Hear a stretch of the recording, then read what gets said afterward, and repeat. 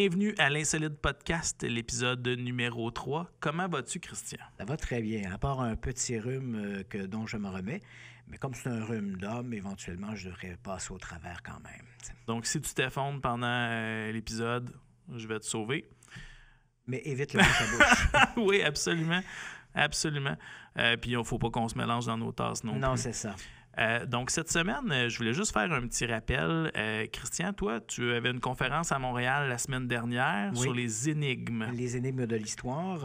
On le sait après 3 podcasts. Je pense que les gens qui nous suivent savent que je suis passionné des énigmes historiques.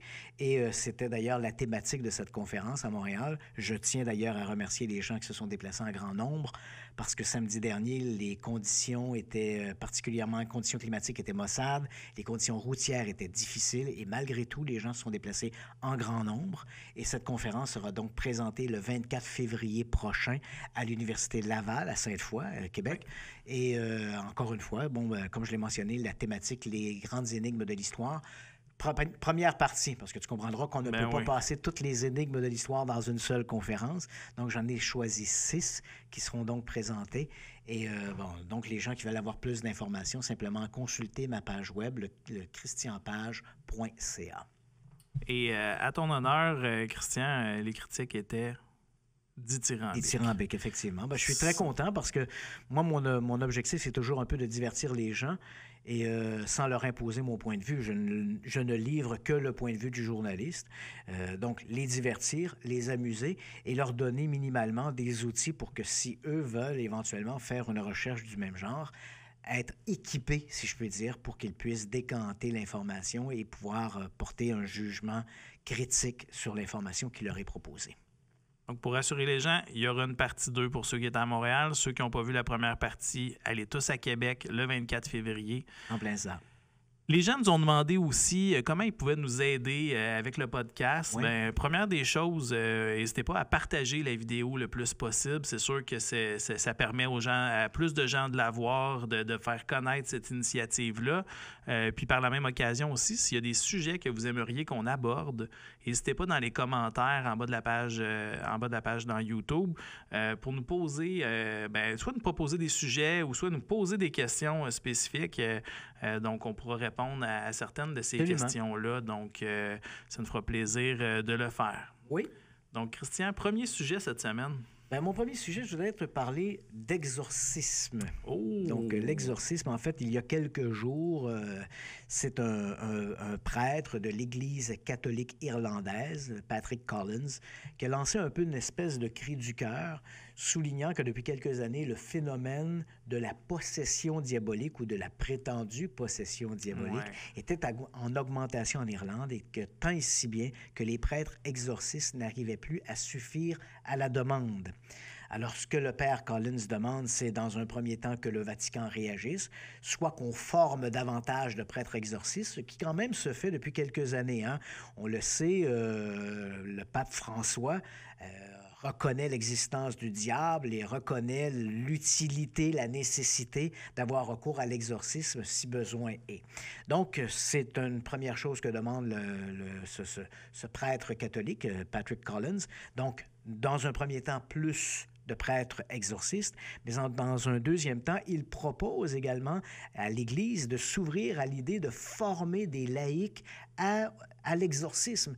Donc, ce serait, pour ces gens-là, ce serait quelque chose de beaucoup moins nécessiteux que de passer par la prêtrise.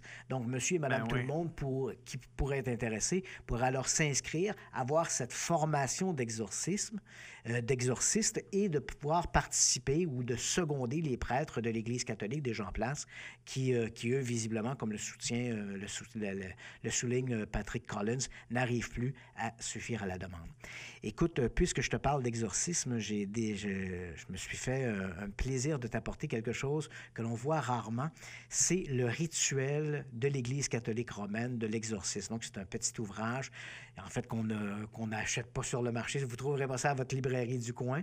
C'est écrit en latin. C'est ce fameux rituel qu'utilisent les prêtres lorsqu'ils procèdent à ce rituel le rituel du grand exorcisme. Parce qu'il faut comprendre Ouais. que dans l'Église catholique romaine, on a deux niveaux de possession diabolique qui vont nécessiter deux niveaux d'exorcisme. Le premier, c'est le petit exorcisme et on va le pratiquer lorsqu'un fidèle se dit tourmenté par le diable. C'est pas pareil comme être possédé par le diable. Donc, ça se traduit par des pensées impures, par des comportements qui transgressent un peu les lois de l'Église. Et dans un cas comme celui-là, le fidèle va se présenter à son confesseur et dire « Je suis tourmenté par le diable ». Et là, l'Église prévoit un premier rituel, le petit exorcisme. Donc, on va s'asseoir, on va rencontrer le fidèle, on va discuter avec lui pour lui apporter un recours, une aide spirituelle. Et si le sujet dit être possédé par le diable, alors là, on est vraiment dans un niveau supérieur.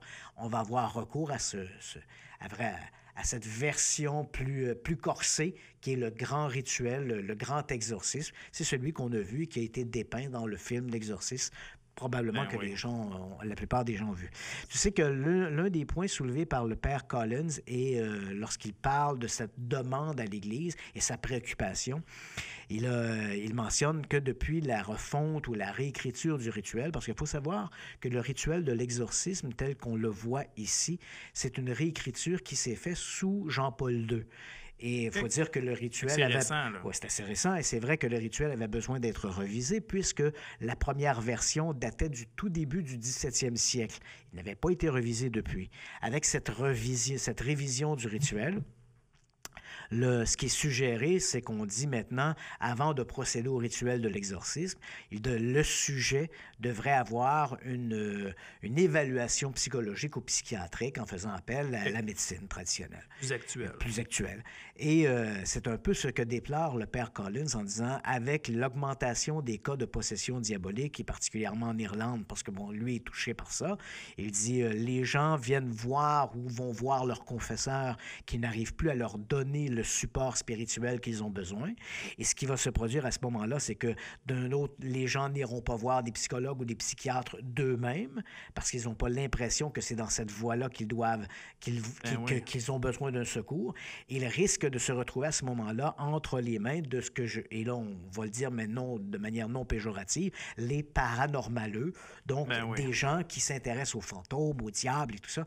Et là, finalement, le sujet, le fidèle, qui lui est en quête d'un secours ou d'un support spirituel, se retrouve livré à lui-même et pas toujours entre les mains de gens très sérieux. Donc, c'est un peu le cri du cœur du père Patrick Collins, donc l'augmentation de prêtres catholiques pour former à l'exorcisme dans l'Église d'Irlande. Moi, Christian, ça me surprend tout le temps quand on parle, tu sais, bon, on s'entend, là, si en Irlande, ils ont besoin de plus d'exorcismes, j'ai pas l'impression qu'ici, au Québec, ou même dans bien des endroits du monde, comment qu'on aboutit pour faire une demande comme ça? C'est-tu les psychologues qui parlent? En fait, c'est assez surprenant. Bon, dans un premier temps, c'est vrai qu'on ne parle pas beaucoup du rituel de l'exorcisme. Hein. Est-ce qu'il y en a qui se pratiquent au Québec? Sans aucun doute. L'Église reconnaît l'exorcisme, l'Église reconnaît le diable, reconnaît le besoin d'avoir recours à l'exorcisme. Donc, c'est sûr que des rituels comme ça sont pratiqués autant ici qu'à l'étranger.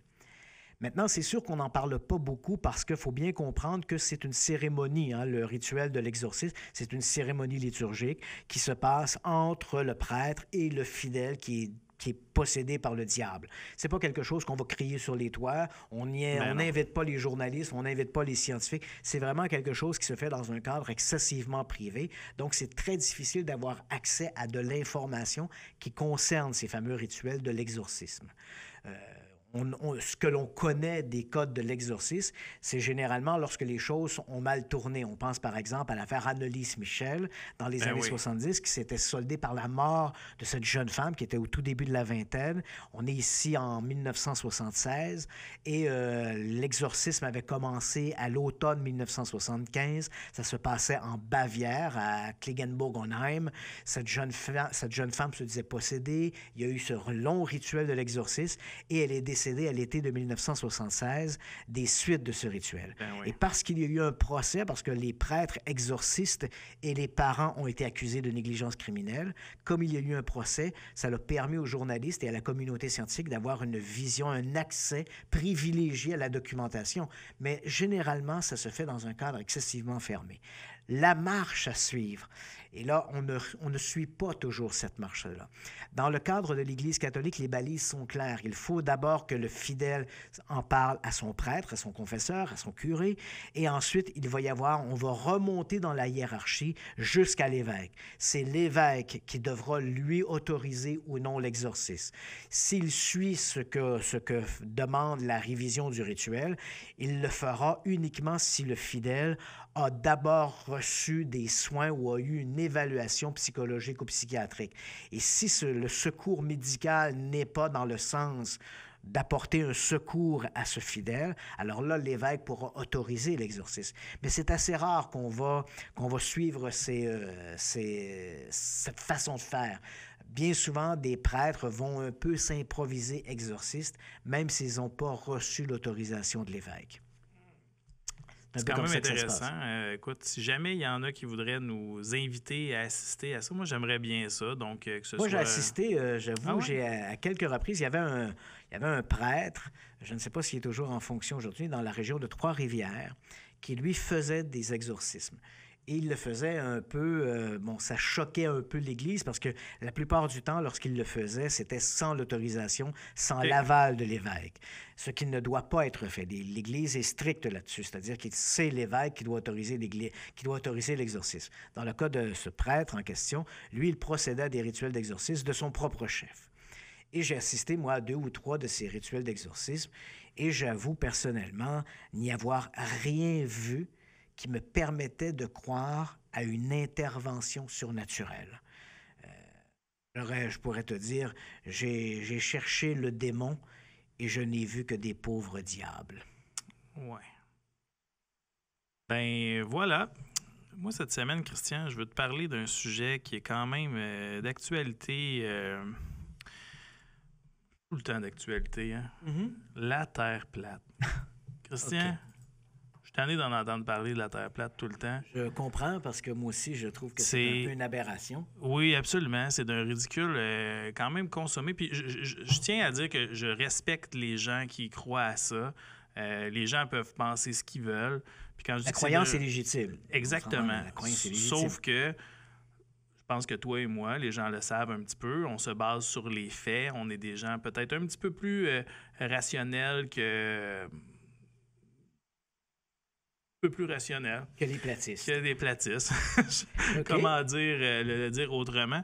Et bon, savais-tu que l'année passée, il y a un joueur de basketball qui s'appelle Kyrie Irving des Cavaliers de Cleveland qui a dit que lui, il était convaincu que la Terre était plate. Puis qu'après ça, il y a quelques-uns de ses coéquipiers qui l'ont...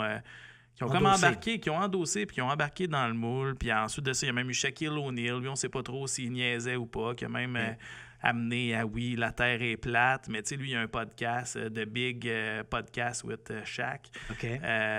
Puis lui, lors de ça, on ne sait pas trop s'il riait ou ça, ou s'il mettait... il leur nuisait dessus ou il leur donnait du gaz, on ne sait pas trop. Mais là, lui, là, qui a annoncé ça en premier, là, M. Irving, là, il se fait niaiser avec ça pas mal. Il commence à être tanné un petit peu. Puis là, dans les nouvelles, dernièrement, c'était ressorti. C'est un peu la même chose. C'est-à-dire que moi-même, quand des gens, que ce soit sur ma page Facebook, que ce soit sur la page d'Insolite Express, il y en a des gens qui se sont exprimés là-dessus, qui croient que la Terre est plate. Très ouvertement. Et c'est sûr que si tu arrives dans une communauté X ou Y, puis tu affirmes haut et fort que la Terre est plate, tu peux t'attendre à être victime de quelques colibés. Bien, absolument. Puis dernièrement aussi, il y a un des... en anglais, on dit les flat earthers, les platistes en français. Mike Hughes, qui, on s'entend, a quand même donné de la visibilité à la cause, mais pas positivement, parce que lui, il voulait s'asseoir sur sa rocket puis démontrer... Mike Hughes, c'est cet Américain de 61 ans qui a fait... qui vient en fait du milieu, il était chauffeur de limousine. Absolument. Et puis, il a investi, dit-il, plus de 20 000 $ pour faire dans son garage une fusée tout à fait artisanale. Et le 3 février dernier, il devait s'élancer. En fait, son idée, c'est de monter à une altitude d'à peu près 8000 pieds. Et à partir de cette altitude, de prendre des photographies qui prouveraient que la Terre est plate. Ouais. Et le 3 février dernier, ça a fait... il est monté dans sa fusée, harnaché, puis au moment où il a appuyé sur le bouton du démarreur, il y a quelque chose qui n'a pas fonctionné. Là. Bien, surprise, ça n'a pas fonctionné. Il faut dire aussi que c'était la 3e fois qu'il, en grande pompe, annonçait qu'il était pour avoir en fait, cet événement-là, ce lancement, qu'on serait ébloui par ses preuves. Puis en même temps, je veux dire... Si tout le monde qui croit que la Terre est plate nous amenait des... Moi, je ne demanderais pas mieux d'y croire là, que la Terre est plate, mais amenez-moi des faits convaincants, pas des possibilités, pas des explications qui font pas de sens ou pas se dire... Puis tu sais, à un moment donné, on tombe aussi dans ce genre de sujet-là que ça devient, puis ça, je le dis en toute humilité, je trouve qu'il y a de la paranoïa qui s'installe pas mal. Puis là, la NASA, c'est pas des vraies photos. Là, Elon Musk avec c'est une espèce de fuite en avant continuellement. D'abord, dans un premier temps, ce fameux Mike Hughes, Mad Mike... Mad Mike, comme il aime lui-même s'appeler, on se pose la question, pourquoi construire une fusée à 20 000 pour construire une fusée artisanale? Il ne faut pas se le cacher, là, il va s'asseoir sur un gros réservoir de carburant, puis il va appuyer sur un bouton, là, dans le danger que ça implique. Pourquoi tout simplement ne pas noliser un petit appareil, un petit avion, et sauter en parachute en tandem avec un parachutiste expérimenté, et il aurait toute la visibilité qu'il voudrait, il pourrait voir ce qu'il veut.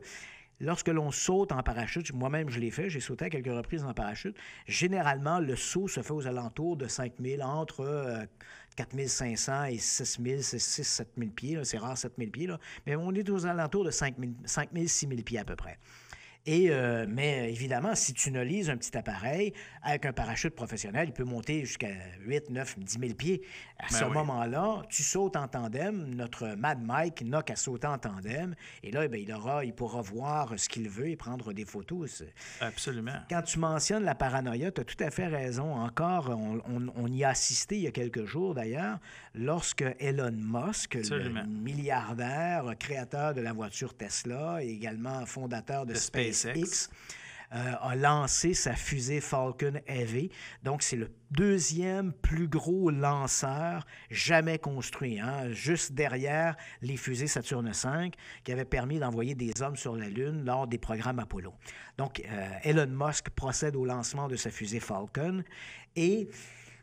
Pour le clin d'œil, il avait accroché en charge utile sur la fusée une voiture Tesla, un cabriolet Tesla, qu'il a largué dans une belle publicité. Il avait assis décapotable. Il avait assis derrière le volant un mannequin avec un costume, tout le harnachement de l'astronaute. Et la voiture a été larguée dans l'espace. Au départ, l'idée d'Elon Musk était que la voiture croise l'orbite de Mars, mais pour un retard dans la façon dont le largage s'est produit. Elle va finalement s'envoler et graviter. Bon, là, au moment où on se parle, elle se dirige vers la ceinture d'astéroïdes. Là, et ensuite, elle va naviguer ad vitam aeternam dans le cosmos. Mais au moment du largage de la fameuse voiture Tesla en question, on avait des images qui étaient tout à fait magnifiques de voir ce petit cabriolet dans l'espace. Avec la Terre derrière. C'était une image qui était remarquable. Et évidemment, quand on voyait la Terre derrière, on voyait bien que c'était une sphère. Et là, de dire, évidemment, la réplique qu'on a lancée immédiatement au Platis, c'est de dire, voilà, Elon Musk est une industrie, SpaceX et Elon Musk, c'est une industrie privée. Ce n'est pas la méchante NASA qu'on diabolise. Mais qui veut travailler avec la NASA pour avoir des contrats. Évidemment, les platistes vont vite. C'est quand je mentionnais la fuite en avant, l'exemple, il est là. Immédiatement, c'est de dire, oui, mais Elon Musk utilise les pads de lancement de la NASA. C'est vrai que les fusées sont lancées depuis le Cap Canaveral. Et c'est vrai qu'Elon Musk, son objectif premier, c'est d'être le fournisseur du lanceur qui permettra d'envoyer éventuellement des hommes sur Mars. Donc, bien sûr, une collaboration avec la NASA. Et à cause de cela, on accuse Elon Musk de participer à ce complot de la Terre sphérique, alors que tout le monde le sait, la Terre est plate. Oui, comment qu'on peut rapper sur ce sujet-là? En se disant que si tu as une preuve de la Terre plate, envoie-nous-la et nous en débattrons publiquement. Mais on espère pour de vrai que tu as une très bonne preuve parce qu'on est un petit peu tanné d'en parler. Ouais. Fait que, Christian, ton prochain sujet. Le prochain sujet, c'est une histoire qui est tout à fait fascinante. Et là, on voit, là, on est vraiment dans, on parlait de la Terre plate et le rejet en fait des technologies. Alors qu'ici, on voit, c'est la technologie au service de la science. Et c'est une annonce qui a été faite il y a quelques jours par le National Geographic d'une équipe de chercheurs, parce que on le sait. Moi, je te raconte une petite anecdote comme ça. Il y a quelques années, alors que je faisais un tournage en Amérique centrale et notamment au Mexique, je me suis retrouvé dans une cité maya, Coba, où il y a une énorme pyramide. Et alors que je me trouvais au sommet de la pyramide, l'archéologue qui m'accompagnait me disait, tu vois, à travers la forêt, on voit des petits monticules. Ces monticules pourraient cacher autant de temples ensevelis. Et voilà, et là, c'est remarquable, tu sais. Et là, voilà, le National Geographic annonce qu'une équipe d'archéologues qui travaillent, qu'eux ont financé en partie, une équipe d'archéologues qui est composée de multidisciplinaires, de chercheurs qui viennent d'un peu partout à travers le monde. Ces gens-là ont annoncé qu'ils avaient découvert à la limite du Guatemala et du Belize, dans la forêt, sous la canopie des arbres, ils ont découvert une cité. Écoute, on parle d'une cité. Pas une petite. Pas une petite. On parle de 2000 kilomètres carrés, 60 000 bâtiments. 60 000. 60 000. Attends, je vais vérifier ma note, là, mais il me semble que c'était 1 milliard de bâtiments! Non, mais pour de vrai, on s'entend que... Non, c'est bien ça. Ça pourrait très bien fitter dans cette distance-là. C'est bien ça. 60 000 bâtiments. 2000 kilomètres carrés. On parle ici d'une population qui devait atteindre 5 millions d'habitants qui étaient autour de qui vivaient à ce moment-là. Et évidemment, c'est gigantesque et tout ça a été rendu possible grâce à la multiplication de diverses technologies. C'est-à-dire qu'on a, dans un premier temps, survolé les lieux avec des radars, des sonars qui ont fait des relevés topographiques en reconnaissant les déclinaisons du terrain. Ensuite de ça, tout ça a été utilisé, décanté à travers des photographies satellites. Bref, on a mis ensemble, on a mixé plusieurs grandes technologies qui ont permis de découvrir cette immensité maya. Et non seulement cette immensité maya, mais ça nous révèle aussi que les Mayas étaient une civilisation qui était beaucoup plus fantastique qu'on l'imaginait jusqu'à maintenant. Ben oui, absolument, parce que rajoute 5 millions d'individus... Oui, puis non seulement on parle de 5 millions d'individus, mais là, on parle ici de cités aussi gigantesques, par exemple, que des cités qu'on voyait, par exemple, comme à Angkor Wat ou Cambodge, ou des trucs comme ça. Donc, c'est vraiment gigantesque.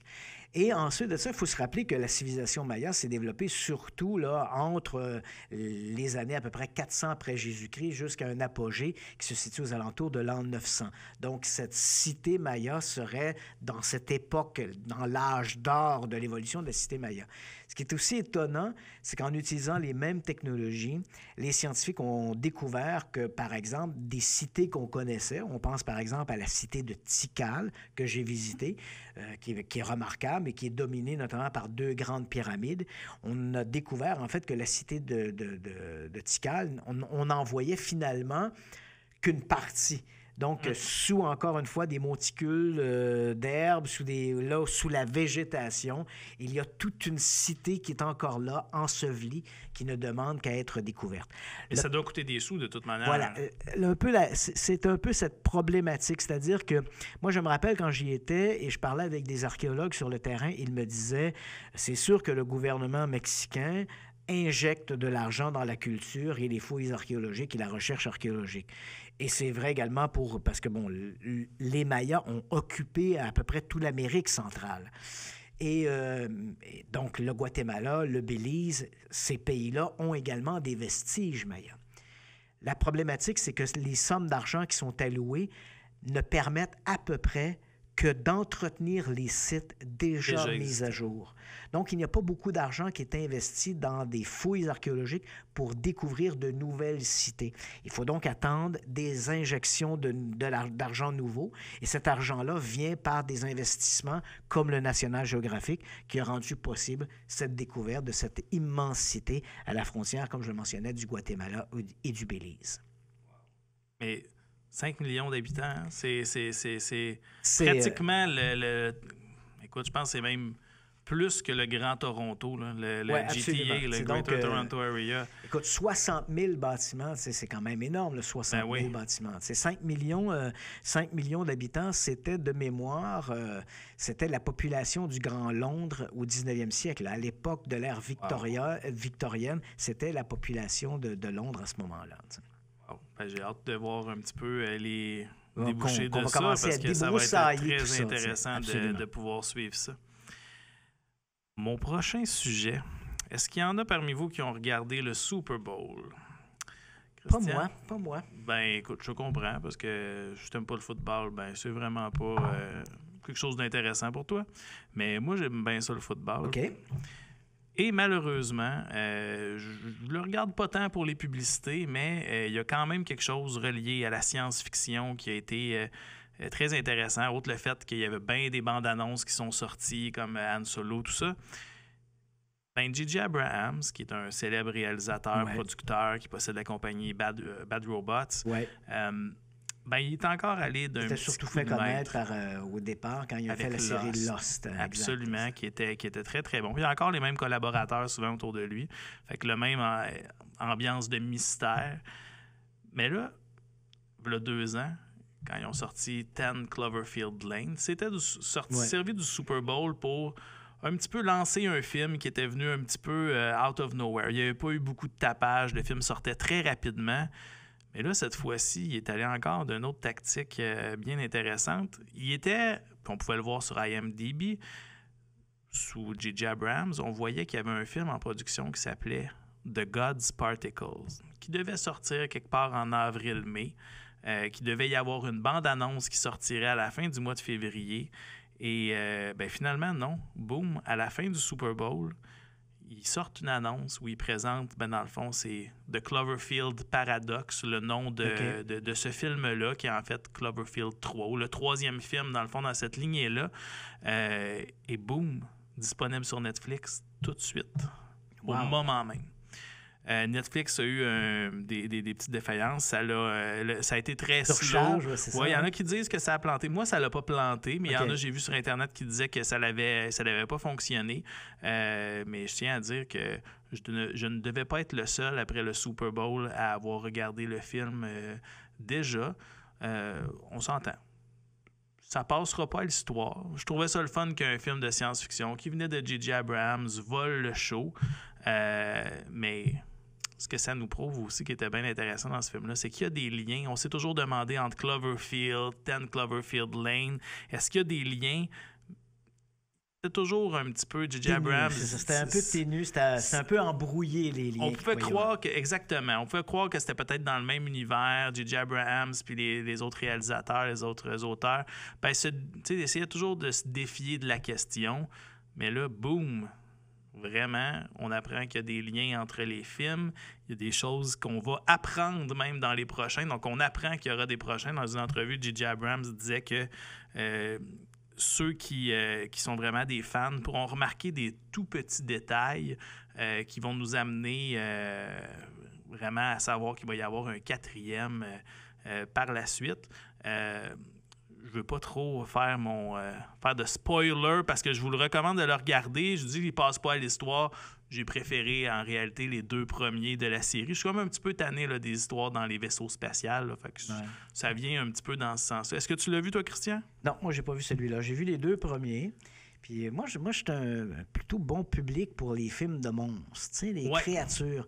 Ce que je déplore un peu dans les 2 premiers, c'est que dans le premier, on ne voyait pas assez la créature. C'est-à-dire qu'on ne la voit qu'à la toute fin, un peu. Pour la grosseur qu'elle avait. Quand la caméra tombe sur le sol. Et dans le cas de le 2e film, uniquement lorsque la fille sort du bunker à la fin, là, on voit davantage un peu l'environnement. Mais tout le film se passe un peu en vase clos. On sait qu'il y a quelque chose qui se passe à l'extérieur, mais on n'y a pas accès, on ne le voit pas. Et ça m'a un petit peu agacé. Sur le suspense. J'aurais voulu voir plus. Ben, c'est un petit peu ça, hein, la force. Comme le nouveau film, le budget 26 millions pour de vrai. Je ne sais pas que ça coûte comment exactement passer une pub au Super Bowl, mais je ne serais pas surpris que le budget marketing soit largement plus élevé que le budget de production en tant que tel. 26 millions, c'est pas beaucoup. Là, dans Absolument. Le cinéma américain, c'est quand même... c'est très bas. Très bas. Puis c'est ça. Puis là, ben, on commence à voir. Fait que ceux qui veulent regarder cette série-là, ben là encore, là, c'est sur Netflix. Il y a le premier Cloverfield qui est là, 10 Cloverfield Lane aussi, puis The Cloverfield Paradox. Donc, vous pouvez les suivre les trois, un à la suite de l'autre. C'est quand même très intéressant. Puis, remarquez bien dans le troisième, il y a des petits éléments. Ah, faut que je vous en dise un, OK? Vas-y. Vous rappelez-vous de la dame la dame qui vient cogner à la porte dans 10 Cloverfield Lane? On dit, faut pas la laisser entrer. Oui. Puis on se doute bien qu'elle est décédée. Ouais, et ça se passait au moment présent. Oui. Ben, le Cloverfield Paradox qui se passe en 2028, on l'aperçoit à un moment donné dans l'histoire. Je n'en dis pas plus. Essayez de la trouver. Puis ce qui était le fun aussi, c'est que c'est tous des acteurs, dans le dernier, c'est des acteurs qu'on connaît un petit peu moins, sauf Daniel Brühl, qui est un Allemand qui commence à être de plus en plus vu. Mais tu sais, c'est pas des grands acteurs. Tu sais, il y avait John Goodman dans le dernier, qui était quand même très, très, très bon. Puis dans le premier, ben, c'était encore là, c'était des acteurs qu'on connaissait pas beaucoup. Mais ce qui est intéressant, là, que les gens pourraient voir... Moi, j'aime bien regarder sur IMDb, The Internet Movie Database.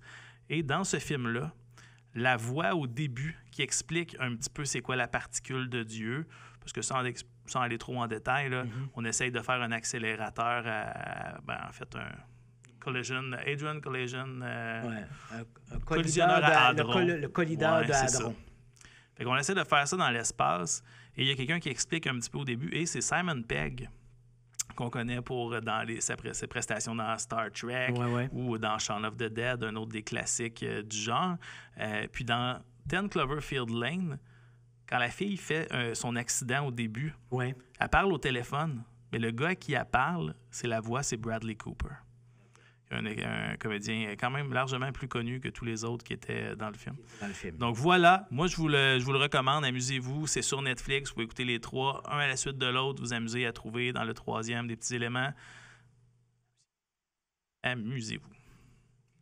Je vais finir cette semaine avec une nouvelle qui va sûrement ajouter de l'eau au moulin des théoriciens du complot. Et c'est un type qui s'appelle... Est-ce que le nom de Webster Hubbell te dit quelque chose? Ouais. Webster Hubbell, c'était l'assistant du procureur général des États-Unis durant l'administration Clinton.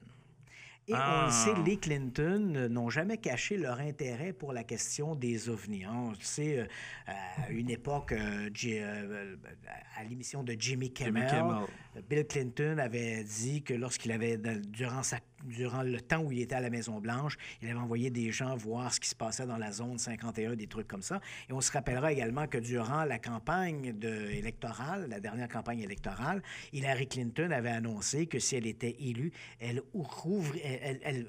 mettrait en place un nouveau programme d'études sur les ovnis. Elle n'avait pas un de ses conseillers, là, John Podesta, qui était très, très, très embarqué dans la question des ovnis. Donc, ce monsieur Hubbell raconte... parce que, bon, en fait, il donne une entrevue suite à la réédition d'un livre qu'il avait fait. Donc, il y a quelques années, un ouvrage qui est sorti qui se dit... le titre du livre, c'est « Friends in High Places », donc des amis haut placés. Et là, donc, pour la réédition du livre en question, Hubbell donc donne une entrevue, notamment à la presse britannique. Et là, il raconte, il dit, vous savez, durant la campagne, durant le temps où j'étais à la Maison-Blanche, l'intérêt des Clinton pour la question des ovnis, théorie du complot, était bien connu. Et là, il raconte des trucs qui vont sûrement fasciner les amateurs d'ovnis. Hubbell dit, à quelques reprises, Bill est venu me voir et m'a dit, écoute, la question des ovnis et l'attentat de JFK, il faudrait que tu regardes ça, puis il faudrait que tu que tu me donnes des documents, fasses libérer des documents qui feraient qui feraient la lumière là-dessus. Et Hubbell raconte, il dit, j'ai tout essayé et ça ne fonctionne pas. J'ai tout essayé et à chaque fois, je me suis buté le nez sur des portes closes. Et Hubble va même plus loin. Il est convaincu qu'il existe dans l'administration américaine une espèce d'arcane secrète. Oh, ça va plaire aux amateurs des X-Files. Ben oui. Une espèce d'arcane secrète qui contrôlerait l'information et qui serait encore plus haute que ne l'est le président des États-Unis. Donc, Hubble dit, écoutez, j'ai essayé de voir pour le truc des ovnis, rien. Je me suis dirigé vers la CIA. La CIA nous avait répondu, ou m'avait répondu. On s'est intéressé à la question des ovnis avec le projet SIGN, puis après ça, il y a un projet qui s'est appelé le projet Saucer. Et notre objectif était de déterminer s'il y avait une menace à la sécurité nationale dans le cas des observations d'ovnis. Et comme on n'a pas établi qu'il y avait une menace à la sécurité nationale, merci, bonsoir, on est passé à autre chose. Mais lorsque Hubble voulait aller plus loin, avoir accès à des documents là-dessus, bien évidemment, ça a été une fin de non-recevoir. Également, même réaction du côté de l'attentat contre JFK, c'est-à-dire que lorsque Clinton lui demande « va voir ce que l'on a dans les archives de documents là-dessus », il dit, je me suis dirigé vers les services de renseignement et encore une fois, je me suis buté à des portes closes. Et là, je te rappelle, il est l'assistant du procureur général des États-Unis. Là. Il ne devrait pas y avoir tant de portes non, closes voilà, là, que donc ça. il ne doit pas y avoir beaucoup de portes entre lui et la connaissance. Là. Et pourtant, ces portes étaient fermées. Et ce qui le surprend, c'est qu'on se rappelle, à l'automne dernier, le président avait autorisé la libération de plein de documents sur la question des ovnis. À la dernière minute, le FBI avait demandé à Donald Trump de retenir quelques dossiers parce qu'on devait en rendre public à peu près 3100, puis le FBI ont demandé d'en retenir à peu près 200. Mais quoi qu'il en soit, il y a près de 3000 documents qui ont été rendus publics cette fois-là.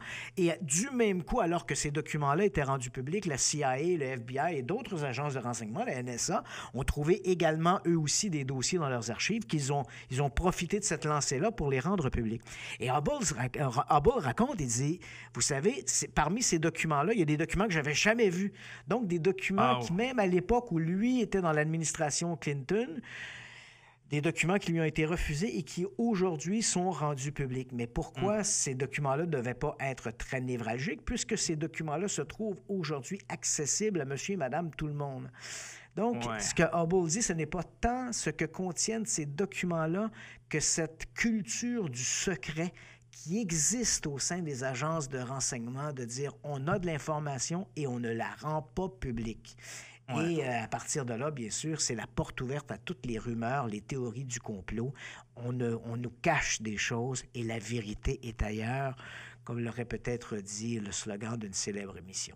Mais tu sais, c'est pas tant surprenant que ça, dans la mesure où, tu sais, on sait qu'au niveau militaire, au niveau sécurité nationale, tu sais, l'information, c'est le nerf de la guerre. Faut-tu vraiment se surprendre que on protège tant que ça l'information? Puis je veux dire, j'aimerais bien ça, là, moi, qu'on ait tous les dossiers sur les ovnis, qu'on puisse voir ça, tous les dossiers sur JFK, qu'on ait, en fait, toutes les hypothèses, les analyses qui ont pu être faites.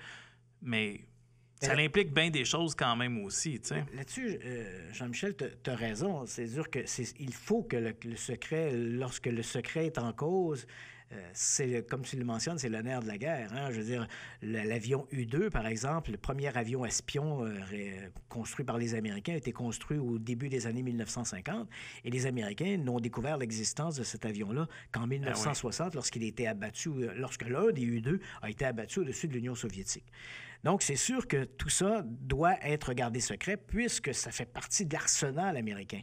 Ce qui est étonnant ici, c'est que des gens, même avec un mandat présidentiel, parce qu'il est là la question, même avec un mandat présidentiel, l'information est demeurée confidentielle. Webster Hubble se présente cogne à différentes portes des services de renseignement et même s'il a en main une autorisation présidentielle, on lui refuse l'accès à ces documents-là. Et c'est ça qui est un peu surprenant, c'est que ces factions-là agissent au-dessus de la volonté présidentielle. J'avais vu je pense qu'on avait fait même un article sur le site d'Insolite Express dans la première année où on avait tous les niveaux de classification des documents. Oui. Puis de mémoire, j'étais surpris de voir le nombre de paliers qui allaient au-dessus si on veut, du seuil présidentiel. Oui, c'est ça. C'est quand même fascinant. Fait que probablement que ce genre de choses-là, si on mis ça là, je comprends que les conspirationnistes fassent comme, ben écoute, c'est très important pour qu'ils ne le diffusent pas à ce moment-là. Mais tu sais... Et tu sais qu'à partir du moment où tu n'as pas l'information, à partir que tu es en présence d'un document censuré, ou bien que tu n'as pas l'information, ben, tu peux spéculer tout ce que tu veux. Oui. Donc, c'est la porte ouverte à la spéculation. Probablement que ça fait l'affaire de bien des gens qu'il y ait des conspirationnistes qui s'amusent à répandre... Ben, tu sais, on le sait maintenant, dans les années 60, lorsque le projet Blue Book était en place, donc le projet Blue Book, c'était une commission d'enquête américaine sur les ovnis mise en place par l'armée de l'air américaine. Et on sait aujourd'hui, c'est devenu un secret de polichinelle, dans le fond, c'est que le Blue Book n'avait absolument aucun intérêt à étudier la question des ovnis, mais comme c'était l'âge d'or des premiers avions espions, parce qu'on a construit le U-2 à cette époque, on a construit le fameux SR-71 Blackbird, un magnifique appareil dont les lignes aérodynamiques sont encore aujourd'hui remarquables. Donc, ce que les Américains ne voulaient pas, c'est que les gens qui voyaient des essais de ces avions-là se tournent vers la presse pour dire, voilà, j'ai assisté à quelque chose. Alors, en maintenant en place un organisme qui colligeait de l'information sur les ovnis, les gens qui voyaient les vols d'essais du U-2 ou du SR-71 Blackbird étaient davantage intéressés d'appeler l'armée pour signaler ces objets-là. C'est un peu comme le voleur qui détourne le signal de la banque vers le voleur qui le reçoit. Puis il dit, oui, OK, parfait, il y a un vol à la banque, on est au courant, on va vous envoyer la police. Donc, on détourne. Donc, l'armée américaine s'assurait que les gens qui assistaient à des vols d'avions espions témoignent ou rapportent ces observations-là à qui? À l'armée de l'air américaine elle-même. Ouais. Donc, là, on pouvait à ce moment-là, on préférait faire croire à l'existence d'objets volants non identifiés plutôt que de reconnaître l'existence d'avions secrets. Donc, évidemment, ça faisait l'affaire quelque part, en haut lieu, de l'armée de l'air américaine que les gens croient qu'on était visité par des extraterrestres. Wow! On vous revient la semaine prochaine avec l'épisode 4. Absolument. Si vous avez des questions, je vous rappelle, vous pouvez les poser, vous pouvez les écrire dans le bas de la vidéo sur YouTube. N'hésitez pas à la partager. Christian, je te souhaite la plus belle semaine de ta vie. Ben toi aussi. Salut. Salut. Salut à la maison. Vous aussi, la plus belle semaine de votre vie.